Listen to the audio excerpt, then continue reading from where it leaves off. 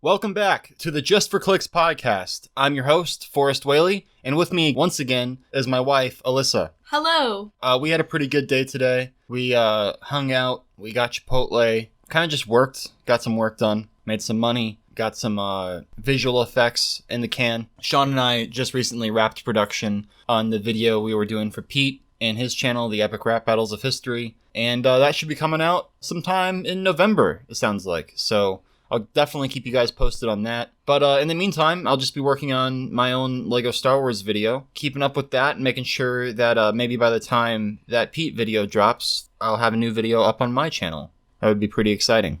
Yeah. I just had a smoothie.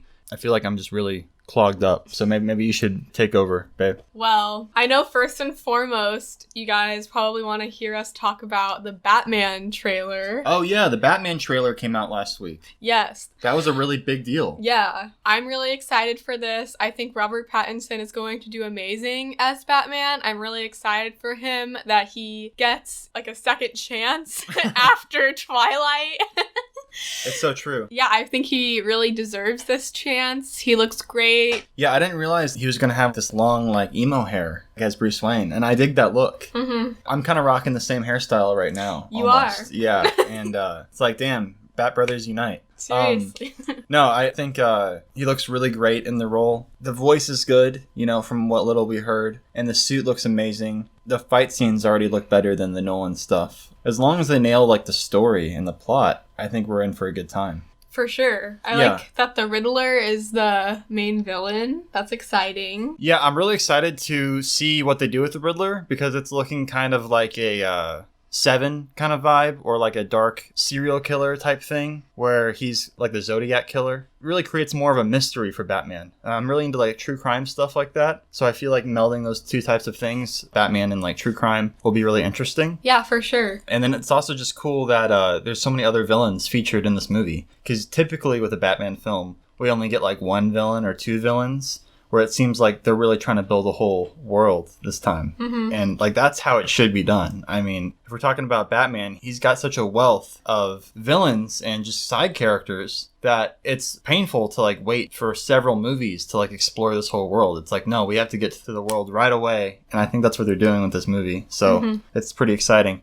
One thing I'm not sure on yet is like, will it be kind of a supernatural world? Like, can we do Poison Ivy in this universe, where she's controlling vines and making plants come to life? Can we do a Superman in this universe, where an alien from outer space is flying around punching things? Or is this more like a Nolan kind of universe, where it's a lot more realistic and based in reality? Yeah. What do you think? I mean, I really like the realistic aspect of it. I think that would be awesome. I think they could do Poison Ivy in a realistic way if they wanted to. How would they do that?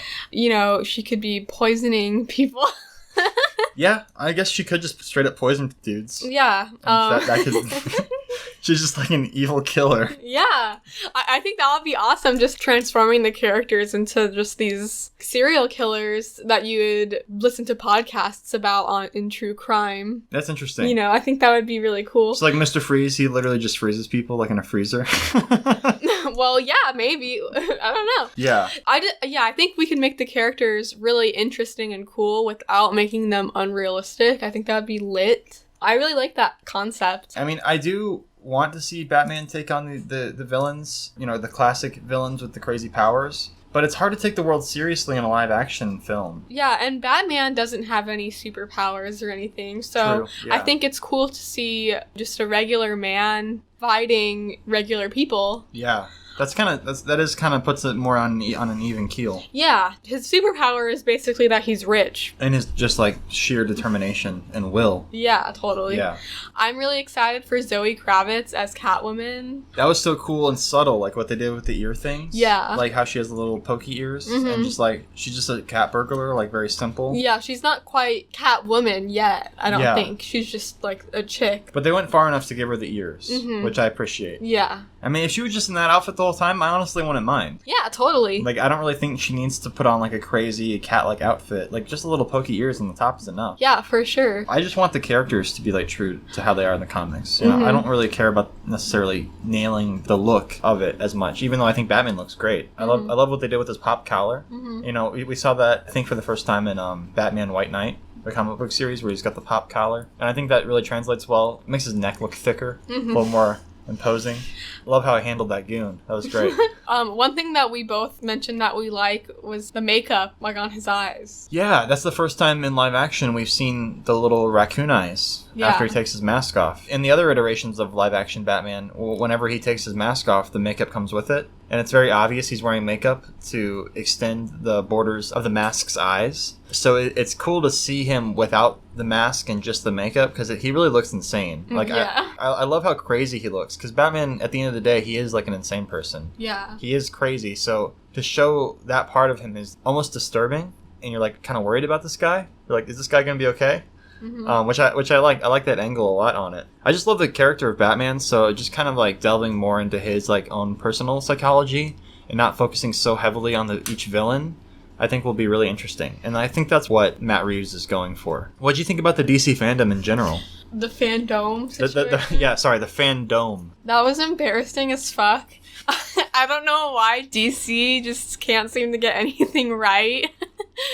I thought it was so awkward. Yeah, it was really strange how they had to stand up the entire time and give like interviews in front of like a green screen, and like they projected this massive Jim Lee structure of artwork around them. Yeah. It was like a cathedral type situation.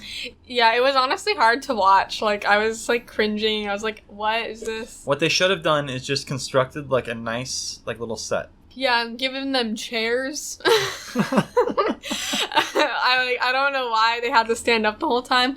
It's kind of one thing to stand up if you're the one speaking, but I felt so bad for that woman just like standing there the whole time, like listening. Yeah. And the people that they had call in, like, I don't want to be rude, but it was kind of embarrassing. Like, they should have sifted through them. Like, is that really the best of the best that they got? It's like they didn't screen their calls ahead of time. Yeah. And like these people had like the worst quality webcam, the worst quality audio. I didn't know how, it was just like everything that could go wrong with the call was wrong. Yeah, exactly. Like they were in the bottom corner of the screen. I don't even know what was going on, but like they just looked like the biggest fucking nerds ever. And it's like, I'm a nerd too, guys. Like, I know the struggle, you know? So it's like, at least try. You're gonna be on DC Fandome. It's gonna be presented to everyone. Put on like a nice shirt. Yeah, exactly. And like try to like have like semi-decent lighting and be semi-prepared with your question. Yeah. Have some form of self-awareness. Right. I just feel like they're so... DC doesn't even have self-awareness in order to do that. To create this whole situation with the green screen, and they're just standing there the whole time, and they present these callers like that. And it's like, oh my god, are you kidding me? Like, yeah, it was highly embarrassing. Maybe next time they'll scale all that superfluous kind of nonsense down a bit. Yeah. We'll see. And just have like people who call in be like respectable looking. Like, it was just so embarrassing. I honestly couldn't even pay attention to what he was saying or what anyone was saying, like, most of the time. But what did you think about the Suicide Squad? Oh, I really liked the Suicide Squad, what we got to see. I think Harley Quinn's outfit is the best that it's ever been. Yeah, it looks really great. She's like the highlight of the DCEU. Yeah. Isn't that what it's called? The DCEU? Yeah. It's like the DC Extended Universe? Yeah. They should have just called it the DCCU. But I guess that's too much like the MCU and doesn't roll off the tongue quite as well. Yeah. They should have called it the DCFU. Literally. No, yeah, she's like the highlight of the DCEU, the whole cinematic universe over there. And I'm really excited for James Gunn. I really like him as a filmmaker. Alyssa and I just watched Super recently, which is a film I saw of his a long time ago, but I hadn't rewatched it in a long time. But I remember really liking it, and I showed Alyssa, and she really enjoyed it. And it kind of just reminded me of like, oh yeah, this is like what James Gunn can do when he's not like under the shackle of Disney, you know, making everything really family friendly. Mm-hmm. Like, I like the Guardians movies, but what keeps me from like loving them is I feel like they're supposed to be raunchier, but they've just been Disney-fied, and James Gunn has been neutered a bit by that whole platform. it's going to be great to see what he does without any chains, because I think DC is just going to let him do whatever he wants. Yeah. So yeah, and if the Suicide Squad is successful, then maybe he could direct a Batman movie or direct like a Superman movie or something, I don't know, a little bit more big time. Because I love the Suicide Squad, but I really would like to see some of the big, main characters from the Justice League get their own movie, like Green Lantern. What would be another one he could tackle? I like Power Girl. That's kind of random. I don't think, anyone would really think to give her a movie. That'd be sick, though. But I love Power Girl. Power Girl's a really big character in the Harley Quinn comics. I didn't even know that. Yeah, they're tight. They're good friends. Oh, cool. I think that would be awesome. That would be great. Yeah. Because he's already making this movie with Margot Robbie, so he could bring her on for the Power Girl movie. What's Power Girl like in the comics? I've never really read a Power Girl comic. I just know what she's like in the Harley Quinn comics. I haven't read one in a really long time, but I remember her being very, dutiful and, honorable, and Harley was kind of, weirding her out a little bit. Oh, okay. If that makes sense. So she's more like the Boy Scout. Yeah, she's like a Boy Scout. She's kind of like the Captain America. Yeah, I just wish James Gunn and that whole movie the best. It looks good from what we've seen. I like how there's, a lot of characters. I like how, a lot of them are probably going to die. Yeah. And that's kind of the whole point of the Suicide Squad. Yeah. Pete Davidson's in it, and he's going to be, the really emotional one, he's going to be, the one with the really emotional backstory. I can already tell. And then he's going to have to sacrifice himself, halfway through the movie for the rest of the team. It's going to be great. Yeah. Wonder Woman, I'm excited about. The Wonder Woman trailer looks amazing. I wonder how Chris Pine is back from the dead. I don't care. I'm just happy. Some sort of Greek mythology magic. But yeah, all that kind of just pales in comparison to me for the Batman. I just pray I'm not getting my hopes up too much. Yeah, I wouldn't get your hopes up at all. I would just, be optimistic, hope for the best. Well, the thing is, my hopes weren't up until that trailer. My hopes were so low, and now they've been raised so high that I feel like I'm kind of putting the movie together in my head. And I really don't want to do that, because that's what I did with Batman v Superman, and it turned out to be a total disaster, and I was almost taken by shock when I first saw that movie. Yeah. I thought it was going to be one thing, and then it was just completely terrible. And I don't trust trailers anymore, so I have to remember that. But maybe it'll be good. Time will only tell. Mm-hmm. I like how they did the 2021 with the question marks at the end. I like the music choice. That trailer is just dope. I've watched it 40 times. It's a good day when we get a new Batman trailer. I hope Pattinson stays around for a really long time. I'd love to see him get a Robin at some point, maybe in the next movie, and do a whole Robin movie. That would be fucking awesome. I hope all the characters are expanded on and kind of have their own story arcs throughout the movies. I want this series of movies to last for a long time. I don't want it to be a one and done, or just 2 or 3. I want it to be 10 movies at least. Mm-hmm. All right. Let's move on to the news. We're going to read some stuff from Twitter, kind of just some trending headlines, and get our off-the-cuff reactions. Let's go to what's happening here. Adele is trending for some reason. Don't care. Doja Cat's trending. Okay, let's see what's going on with Doja. Doja Cat brings fabulously tacky sci-fi vibes to 2020 MTV VMAs. Okay, lit. Nice. Yeah, I like Doja Cat's whole thing. She's one of my favorite music people right now. Me too. All her stuff has been really great. I love watching her perform, and I love her whole style. She's hilarious on Twitter too. Yeah. Okay. It doesn't look like much is going on today on Twitter. We have to comment about the Chadwick Boseman passing. That was just a shock. Really tragic. Really sucks because we didn't even know he was sick. It sucks because it's if he was killed by someone or something, you could address that thing. You could fix something, but there's just nothing to really fix until we find a cure for cancer. It's just you can't be really mad at anything. It's just kind of, you can be mad at cancer, but cancer's not a thing. So it just kind of leaves you feeling just frustrated at the world. At least that's how I felt. Yeah, totally. He was only 43. And I think this is a lesson that life comes at you no matter what age you are. Yeah, it's really tragic. I feel really bad for his wife and his family. I loved Black Panther when I saw it in theaters. Seriously, one of my favorite Marvel movies. Right after Captain America, I was Black Panther is my second favorite. Yeah, it was really good. I really liked the soundtrack on that, and his performance was really great. I really liked the character of Black Panther. And obviously it was just a hugely important movie for lots of people around the world. Yeah, it just sucks. Like, this is just kind of reminds me of, like, when Heath Ledger died. It's kind of on that level of just, like, there's so much potential there. Like, he could have played Black Panther for longer. He could have lived life longer and been there around for his kids and stuff. Did he have kids? I'm not sure if he had any kids. I was looking that up, and I didn't find anything about children, only his wife. Well, hopefully he had kids. Everybody should have kids. But yeah, that's a shame. He will be missed. It is pretty inspiring that he was able to still film all those movies while battling his cancer. So yeah, rest in peace, Chadwick. Let's see. Let's move on to your guys' hot takes. I asked for people to give me some hot takes on Twitter just now. I think we're gonna have to maybe create some sort of hashtag for my hot takes on Twitter.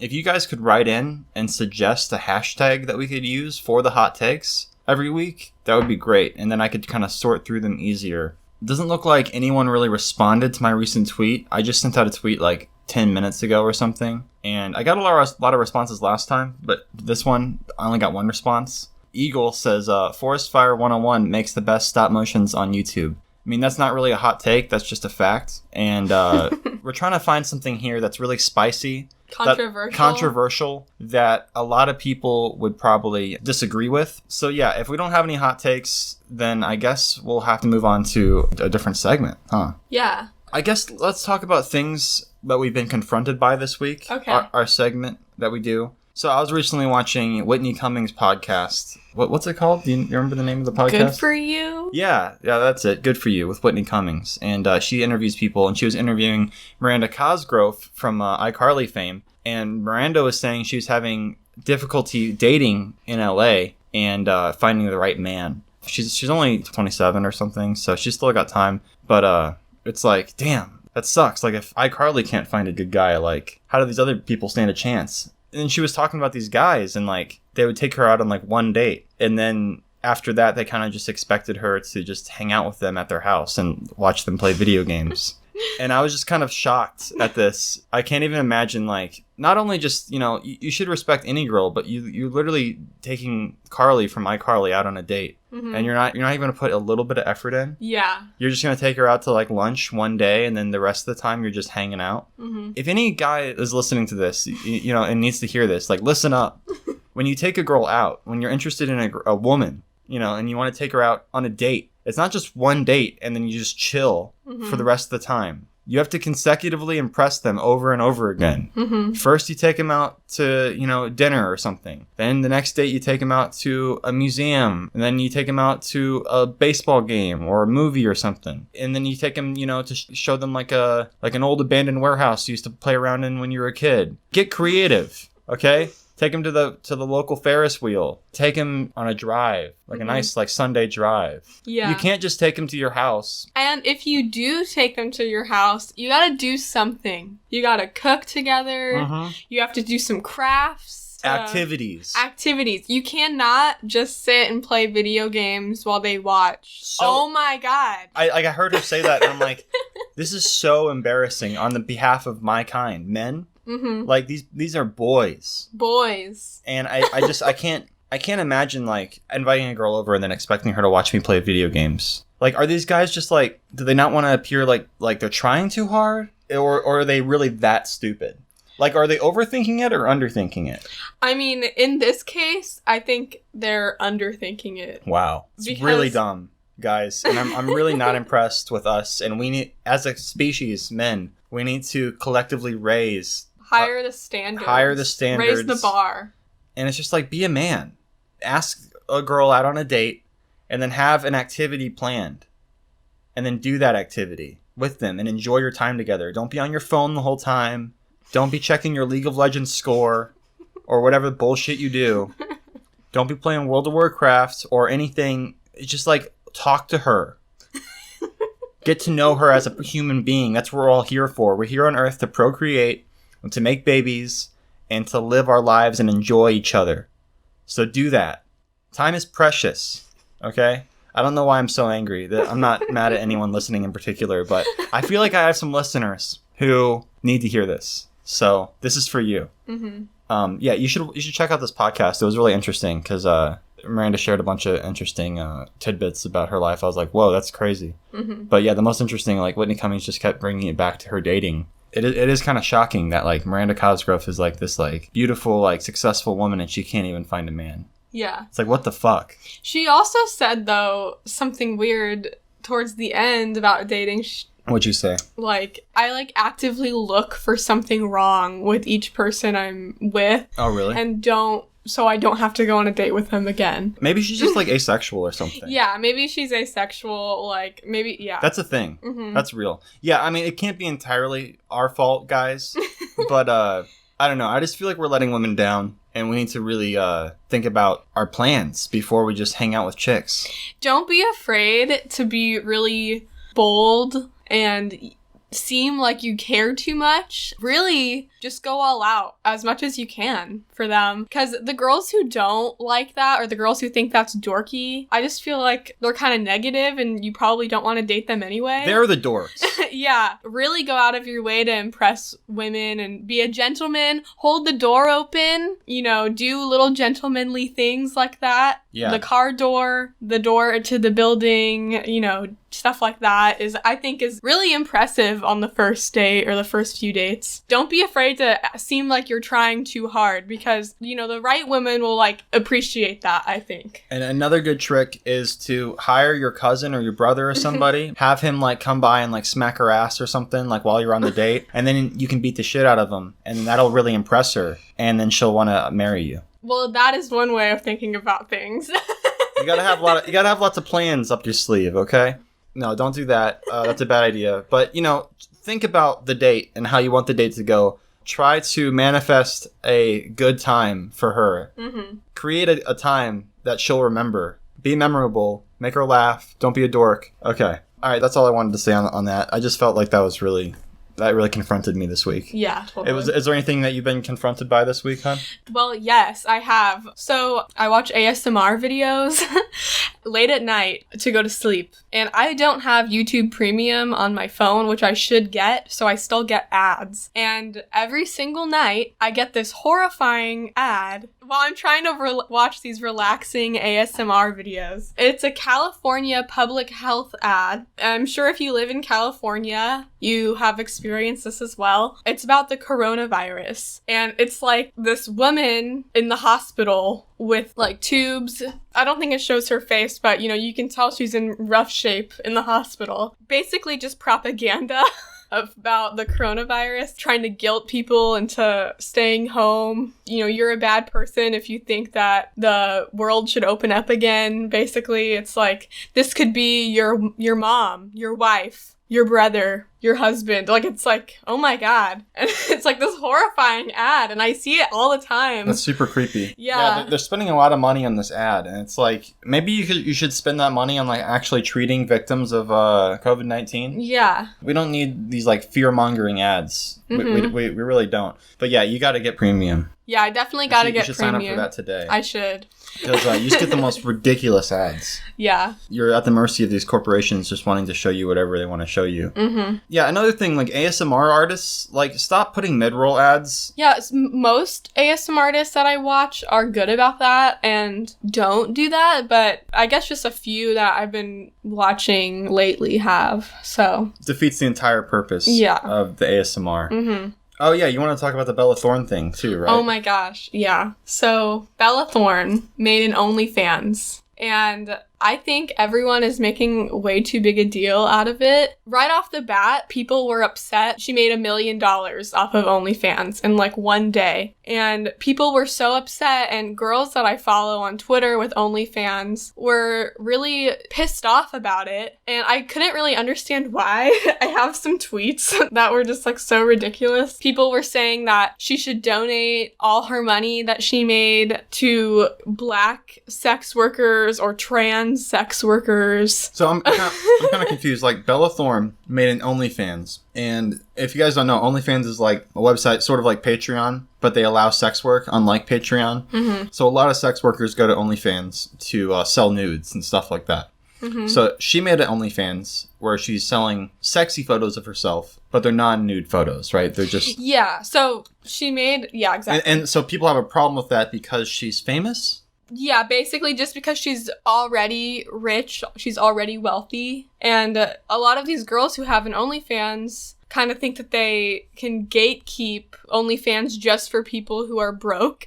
And yeah, so they're really pissed off about that. They think that Bella should donate all her OnlyFans money. So it's kind of like when an actor wants to be a director or something, you know? I guess. A lot of people don't like that. It's kind of just like a jealousy thing. Yeah, it's definitely a jealousy thing. I was just going through these tweets and just feeling like you guys all sound like jealous, spoiled brats. And then someone said like, this is a slap in the face to sex workers who do an unbelievable amount of work every day or something, and it's like, are you for real? Like, yeah, taking pictures and like selling them online, it's not like you're building a pyramid. Okay. It's definitely not like harder than any other job that you would have. Like working at McDonald's is way harder. Sex work is definitely work, and it's definitely effort to be able to market yourself online. If you're a cam girl, you have an OnlyFans, but I definitely wouldn't say that it's harder than any other job that you would have. And I guess people are just saying that, well, there's so much stigma around sex work, so that's what makes it harder. And like, yes, that's true, but also we make a choice to be sex workers. You don't have to be a sex worker. You're telling me you don't have to be a sex worker? You could be a cashier somewhere. Like, you don't have to do this job if you don't want to, if it's too much stigma.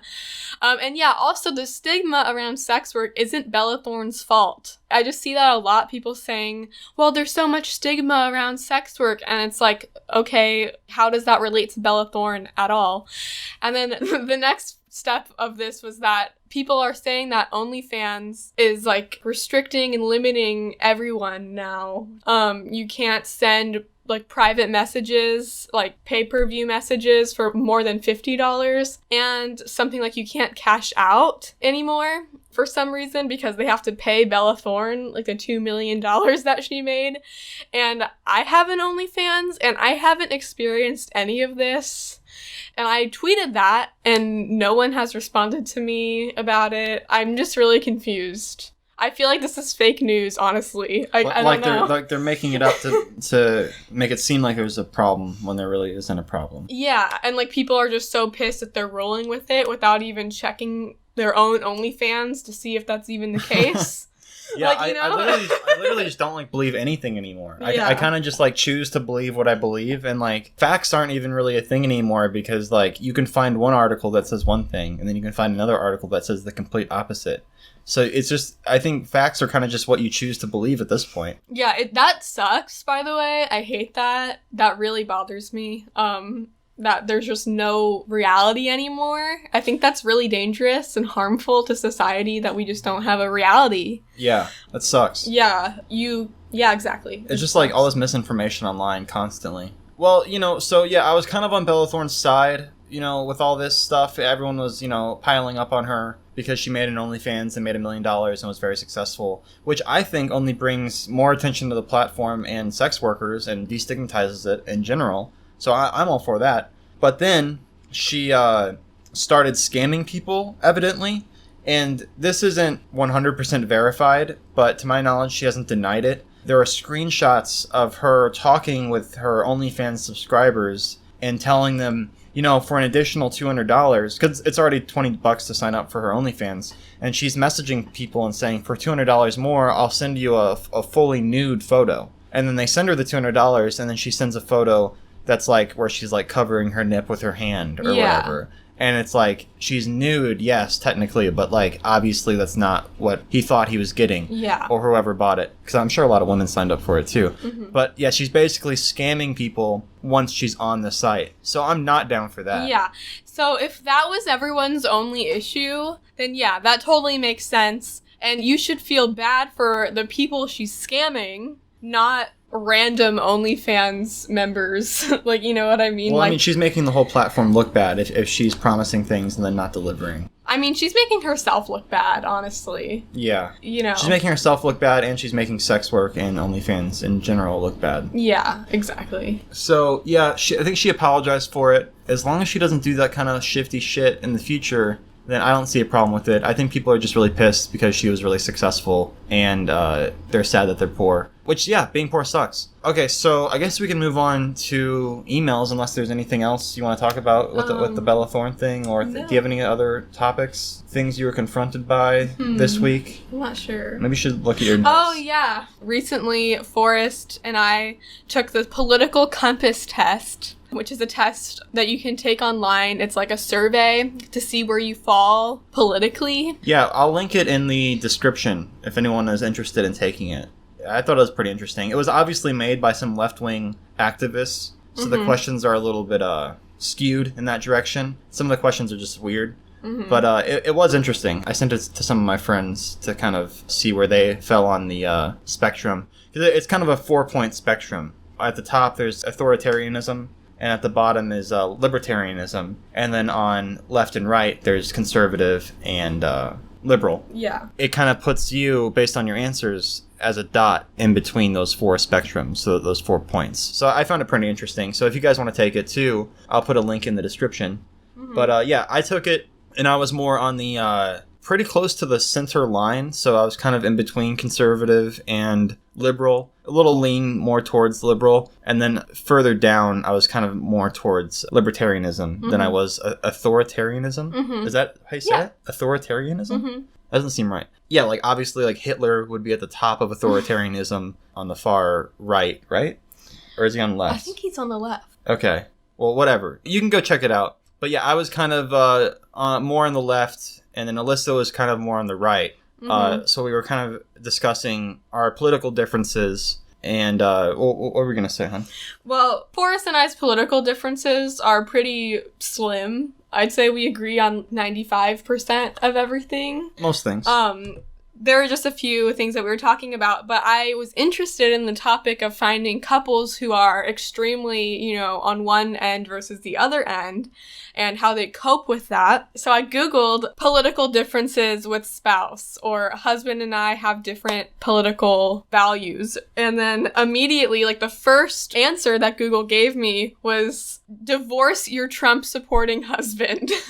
And this is the thing I don't like about liberals is how when you Google something like that, Google will automatically give you these like anti-Trump, anti-right-wing stuff. And it's like very obvious that you're being fed a narrative. Because like I'm very much more liberal than I'm conservative, I would say. Like I said, I'm kind of in between. A lot of issues I agree with the liberals on, and a lot of issues I agree with the conservatives on. So I don't really feel like I can say I'm any one way. But I would say in the past, especially, I've definitely leaned more heavily liberal. And as I get older, I'm becoming more conservative because the liberals are kind of becoming more and more against free speech, and they've been kind of censoring topics, especially online and in the media. They're removing people's accounts and not letting them talk. Like even people I disagree with, say like Steven Crowder or Alex Jones or Ben Shapiro or whoever. These are people I really disagree with on most political topics. But I don't agree that their words should be limited or demonetized or they should be deplatformed. I'm completely anti-deplatforming people. And that kind of seems where a lot of liberals and I would disagree is like a lot of liberals just think that they shouldn't have a voice. And that makes me just not want to be on anyone's side. And also, I guess, just assuming that the Trump supporter in your relationship is the man, like is the husband,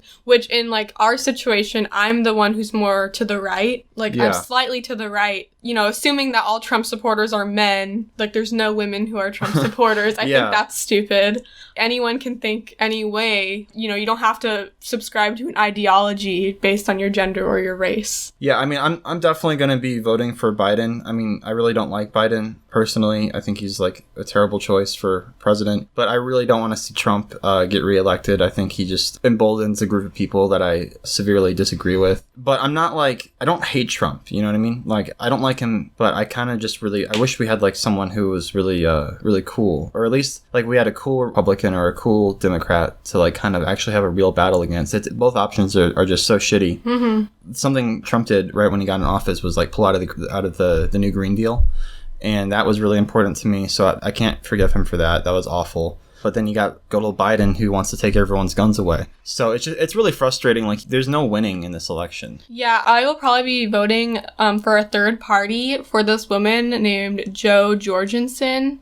She's a libertarian candidate. She wants to let all nonviolent drug offenders out of prison, and that is something that I'm really passionate about. And I just can't support Biden because him and Kamala have put so many people in prison for drugs. I just think that that's counterproductive to what we're trying to do. Yeah. To me, at least, it seems that they just hide behind this mask of, like, compassion and progressivism, but they're really not. Yeah, you have to be really careful about taking in a narrative. As people, we're constantly being told this is how things are. Mm-hmm. And you have to really question it when people tell you this is how it is. You need to actually come up with your own, like, decisions on topics and not just be, like, fed this narrative. Mm-hmm. The liberals are becoming a lot more obvious in their feeding of a narrative. Mm-hmm. And it's concerning. It makes me trust them less. Yeah, and, like, you know, not saying that I like Trump, but Trump recently pardoned this woman who was in jail for 21 years for a nonviolent drug charge, and she actually spoke at the Republican National Convention. And to me, it's just kind of like, that's someone that Kamala Harris would have put in prison.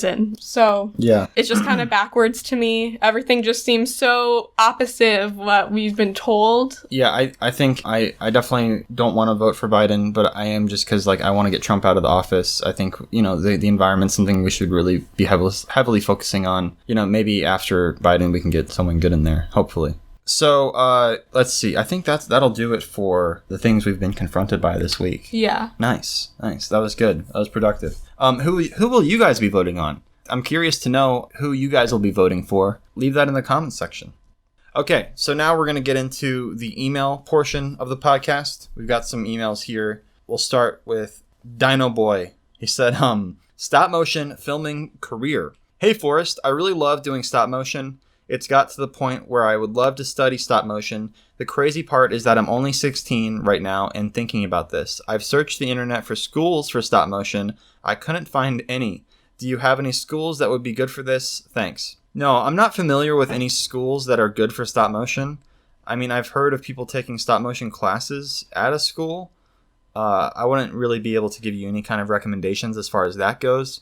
But I would say you don't need to go to school to learn stop motion. You just need to watch a lot of it. You need to download YouTube videos of stop motion and just go through frame by frame and see how it's done. Try to replicate it yourself.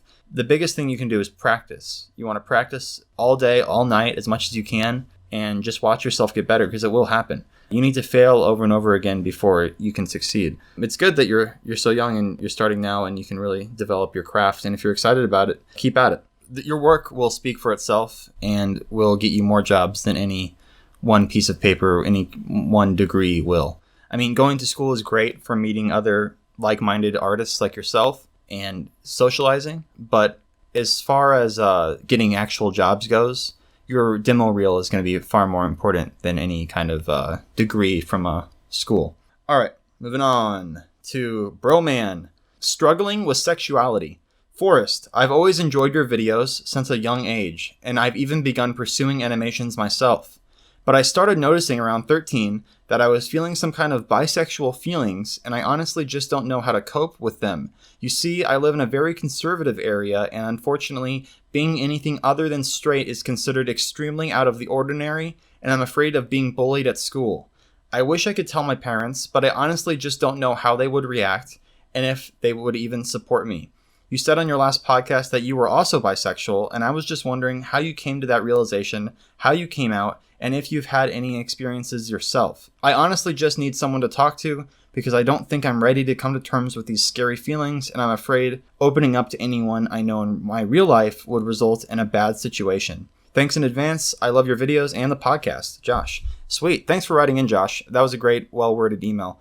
I definitely experimented. I've always been attracted to women more than I've been attracted to men, but I've always been attracted to both sexes.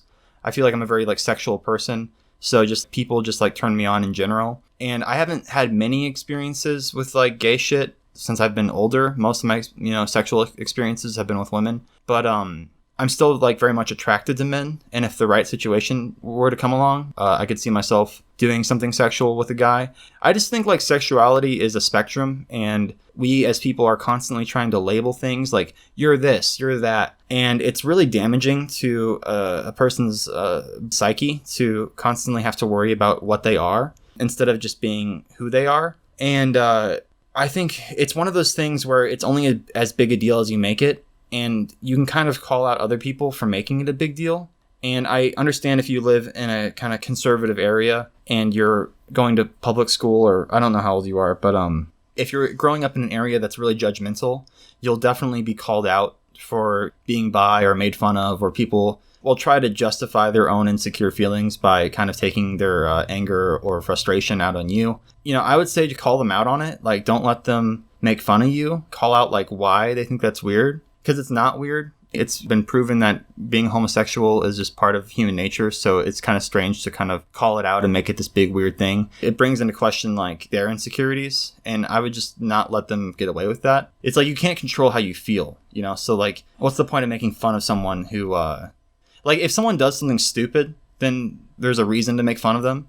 I'm not saying you necessarily should, but if you're not making a choice, if it's just how you feel, you can't control your feelings. So what's the point in making fun of someone for that? What do you think, babe? I, too, experience bisexual feelings, and I also grew up in a conservative town, and, you know, I just didn't tell my parents. There was no real reason for me to tell my parents. Yeah, you know? I don't think you really have to tell anyone. Yeah, you shouldn't really tell anyone who you don't think is going to be accepting, who you're not trying to date. Yeah, I think this is like also a problem with like the far left, is because like all these liberals and stuff, they make such a big deal about coming out and like being proud that you're gay or being proud that you're bi even, that like it puts almost too much pressure on people to come out and to be bi and to be proud, that it's pulling them too far in the opposite direction. When really it's not that big a deal. Like, people are just people. Yeah. It's kind of like making a really big deal about your skin color. You know, like, yeah, sure, gay people or bi people are oppressed. You know, definitely more full-on gay people are definitely a lot more oppressed than just bi people. But people who aren't straight generally are more oppressed. But to make it into such a big deal, like coming out and kind of representing yourself in a certain way, you're just putting so much pressure on it. And you don't really have to tell anyone. Yeah. Just like be who you are and just have experiences and just do your thing. And if people have a problem with it, then like address it then. But you don't have to make a big show of yourself. Yeah, totally. Because it's totally normal. And it's nothing that to get that excited about. When I was younger, I guess, like when I first kind of discovered that I was bi, I was probably like 16. I thought like, you know, I have to tell people, but it's like, no, you don't really have to tell anyone. So yeah, I would just say you don't have to tell your parents unless you're going to be in a relationship with the same sex. But then again, just kind of act like it's not a big deal. Yeah, like... Wait until you're moved out, I would say. Wait until you're moved out of your parents' house. You're living on your own, independent from them. You definitely have to be cautious. I mean, like, if you're going to be gay in, like, this, like, small, conservative, like, backwater town, like, you have to, you know, carry, like, a knife on you or, like, some mace or something, you know, learn how to defend yourself and be prepared, you know, take extra precautions, don't go down dark alleys by yourself and, you know, shit like that. Like, be aware of your circumstances and where you are. But that's kind of just like with anything. Like, you have to be kind of prepared for your environment. Definitely be prepared if you can. If you're old enough, you know, maybe you can buy a gun if you need to. Which is also why I feel like I'm more right-wing. I think we need guns. And I think, you know, gay people and women and black people who are more like, you know, at risk. Targets. Yeah, definitely should have guns. But yeah, wait until you're moved out. You don't have to tell them until then. It's none of their business, really. It's no one's business. If you start dating a guy, just be like, this is my boyfriend or whatever. You don't have to make it a big deal. Yeah, exactly. Kind of just like give the energy you want to receive. And if they give you some kind of weird wacko energy, call them out on it. Because if they really love you, they'll be able to look past that and accept you and your boyfriend or, you know, your person. Yeah, there's just like such a strong sense for us to conform. We get such security from knowing things are a certain way. And as insecure, imperfect humans, we're always looking for that sense of security in everything we do. So when someone steps out of the norm and starts doing things that are different from what other people are doing in that same community, it can be very frightening for people. And that fear can lead to lashing out. And you have to understand that it's nothing to do with you. It's all having to do with their own insecurity and their fear of their sense of safety being taken away from them. Mm-hmm. Let's see. Did we hit all the right topics? I just think it's just stupid, like all this like stuff. How I go on people's Twitter's pages these days, and they're like, "I'm a him, you know, yeah. I'm a trans, I believe this, and I am this, and these are all my 50 labels," and it's just like we don't need to do that. Yeah, and it shifts. I feel like too, like sexuality is fluid. I think. Yeah. You know, some days feel really bi, like, oh, I'm equally attracted to both, but then you enter a relationship with someone the opposite or the same sex, and you're like, oh, like I'm kind of more attracted to this gender now. But yeah, thanks for writing in, and Josh, and I appreciate that heartfelt email, and good luck to you. Yeah, good luck. All right, we got another email from Chimichanga Productions. He said, life advice, fuck yeah. Hi there, Forrest. My name is Nathan. No, that's literally what it says. I know. Hi there, Forrest. My name is Nathan. I hope you and your family and friends are happy and healthy. You're going to be one lit dad, as will Alyssa with motherhood. I'm sure you will hear this in most emails, but hey, why not? Type it anyway. I started watching you back when I was 5, and I'm 17 now. You are the whole entire reason for me becoming an animator and keeping me motivated when filming my episodes. With the area I grew up in, Liverpool, you tend to grow up with thick skin, and as a result, bullying, rejection, and all the trivial life and teenager shit doesn't particularly bother me as I know that it simply passes on as you move through each stage of life. That's true. However, like you, I'm a workaholic and I manage 4 jobs working on my farm, animating, voice acting, and drawing. I did a picture of you and Alyssa a while back, you dressed as Batman and her in tie-dye. A piece I see so many flaws with now, but no, it's a sign I have progressed further in skill. Yeah, I remember that. That was dope. As a result of these 4 jobs, I suffer with extensive burnout and migraines, which near enough knock me unconscious. I have horrible time management skills, mostly due to my dyspraxia, and I want to better them so that in later life I don't learn the hard way. My aspirations are to become a comic book artist or professional voice actor, both of which I work on every day. Thank you for all you have done, and I wish you all the best in your future projects and endeavors. Nathan. P.S. to anyone watching who has a goal, fuck any dumbass who says you can't achieve it. You do what you dream of doing and make the dream a reality. That's actually the first email, and then he sent me a follow-up email. That email came in a few weeks ago. Okay. Like right when I started the podcast, and he sent me and I haven't read it yet. I'm just kind of still getting through a lot of these emails. And so he wrote me a second email. He said, hey, Forrest, my name is Nathan. Firstly, I'd like to apologize as my previous email I wrote was really quite crap and was written when I was in a really bad mood with most stuff. I, like many, have watched you soar since I was 5. I like that.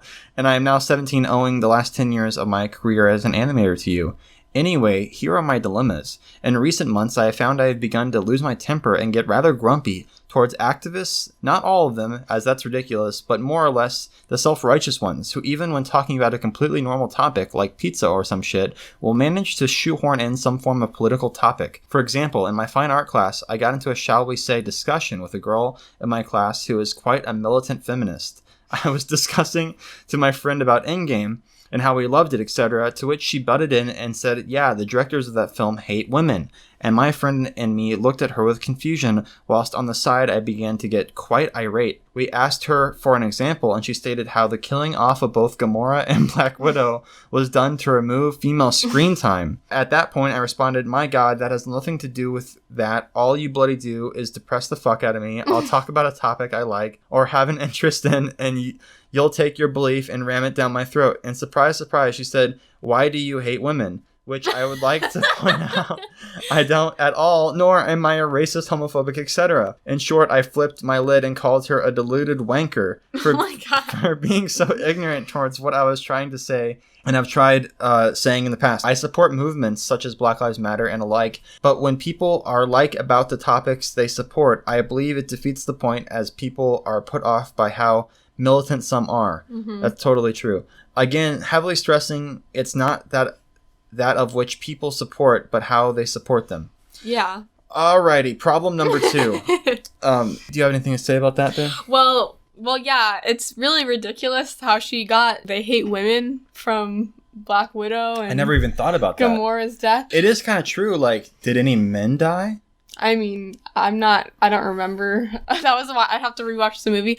But if anything, Black Widow's death really showed that she was a super, like just how valuable she was to the team. It was definitely a very heroic death. Yeah, it was extremely heroic. She killed herself so Hawkeye could survive and be with his 3 children. That was heroic as fuck. I don't see how that is weak in any way or not feminist. You know, sometimes women have to die. Like, I just feel like it's, like, non-feminist to just have the women just live, like perfect, like, lavish, like not do anything. I think you'd really have to, like, watch the movie looking for something that's anti-feminist. Yeah. To, like, get that idea. That lady was definitely going to that movie, like, with a checkbox. Mm-hmm. And, like, making sure it wasn't, you know, racist or misogynist. Yeah. She was definitely looking to be offended. Yeah, for sure. Because I that never even crossed either of our minds. Yeah. Normal people don't go into movies looking for things to hate. Or I'll say healthy people don't go into movies looking for things to hate. Mm-hmm. So yeah, I think you were right in defending that point. She sounds annoying. All right. Problem number 2. Throughout my entire life, I have fit perfectly into the category of nice guys finish last. Here we go. Which, Alyssa's already got some zingers fired up. Which, without sounding arrogant, I am extremely nice, kind guy who will help those who need it, etc. As a result, people take me for granted sometimes, assuming because I am a nice guy, they can cancel doing something with me, and because I am nice, it will be all fine, when in reality, it makes me feel used and generally quite grumpy. I am often told I am more mentally older than I am physically, which makes me view life through a much more mature lens. However, this year was my first year of 6th form, your last 2 grades of high school, and at the start, I really liked this girl in my film class. She was pretty, kind, funny, all the nice shit you expect, and after finally plucking up the courage to ask her out, she told me she is gay, to which I thought, okay, fair enough. A few days passed, and I arrived at my film class only to see the same girl kissing the fucking rugby jock type guy who sits next to me. I thought, how can I confront this without making a right mug of myself? So I waited till the class was all sat down. No. The room's tables are in a U shape with the girl sat opposite me and the rugby boy, and got out my notepad, took out my brush pen, and wrote in big black letters, "Gay, are we?" Question mark, and an arrow pointing at rugby boy sat next to me. And all she did was see it and chuckle. At that point, I thought I was better off without the knobhead, and left it at that and continued a fairly friendly acquaintance with her. Good for you. I have since moved on to a new girl who, unlike past girls I have liked, is one of the most beautiful people I have seen. I told my mate about her, and he took the piss saying she's out of my league, which is honestly, she is. However, that's not what I worry about. Dude, sounds like you got a shitty friend. Yeah. I am from a really working class area of Merseyside, and she is from a much nicer borough of town, and my fear is that she's really posh and into all the really expensive designer stuff, which I know I just simply couldn't afford. I got into week 2 of lockdown and thought, fuck it. I have nothing to lose, and went to message her how I feel, yet she doesn't follow me on Instagram, and as a result of my account being my animation account, she wouldn't know it's me. I just hope A, she isn't gay, because holy fuck, would that be such a devastating blow, and B, that posh knobs like Rugby Boy don't get to her first and treat her like arm candy or whatever.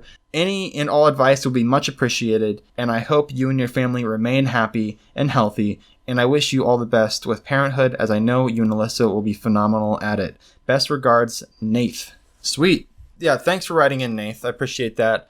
Some interesting topics to dive into. Sounds like you handled that first rejection pretty well. She said she was gay. Obviously, that was a lie to dissuade you. And you pointed it out to her in a semi-humorous way. And, you know, she laughed. And, you know, you guys got on after that. So I think you handled that pretty well. Would you say that, babe? I think it was kind of weird that you said, like, gay, are we? I mean, she did lie to him. She was trying to let you down easy. Yeah, by lying.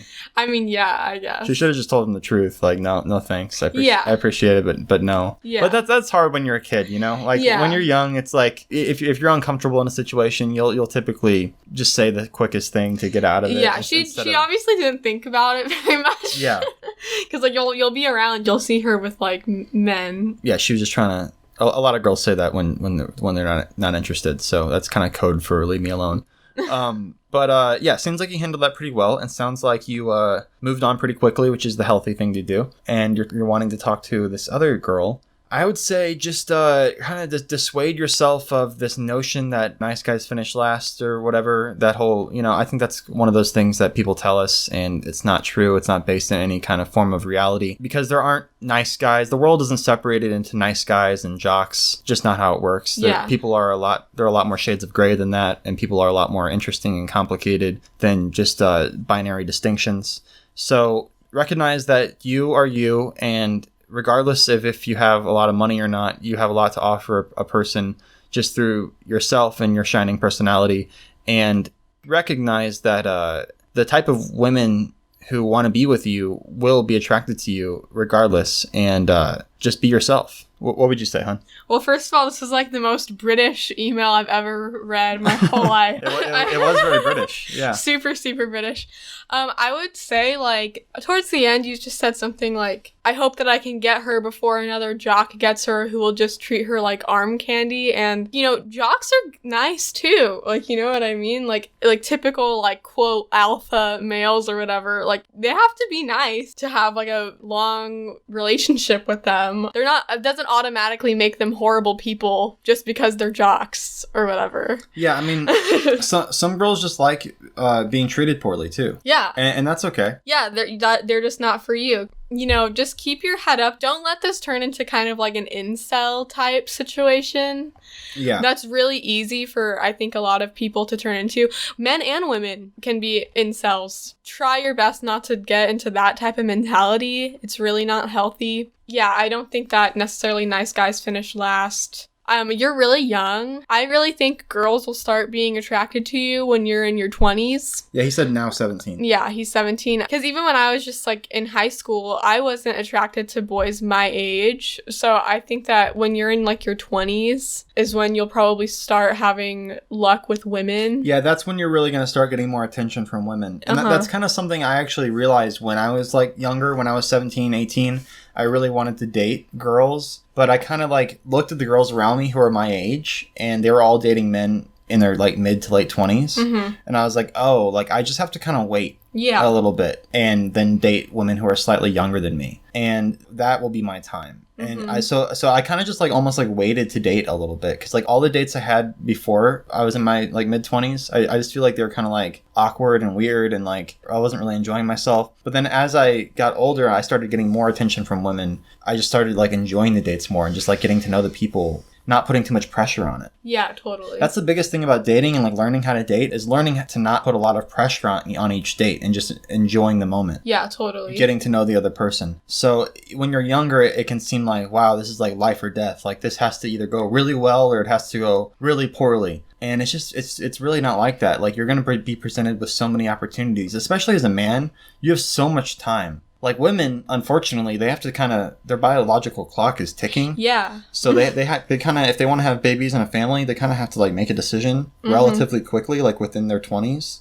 But men, we can kind of just coast for a long, long time, and we can just try things out and wait until the right woman comes along. Yeah, totally. Like, men really are lucky in this area. They age like fine wine. Like, men get more attractive as they get older. Yeah.